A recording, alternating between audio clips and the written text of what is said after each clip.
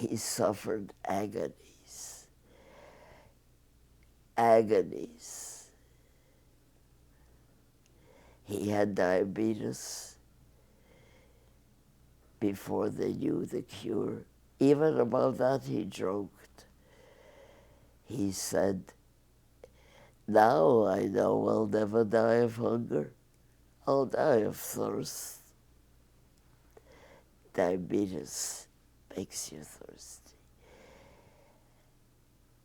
He suffered physical anguish, but he kept writing.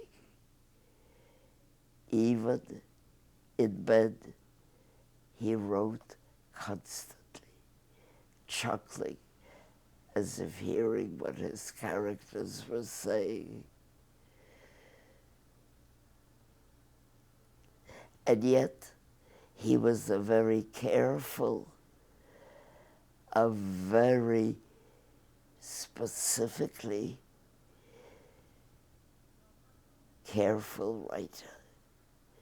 He would send a note to his publisher to change a word.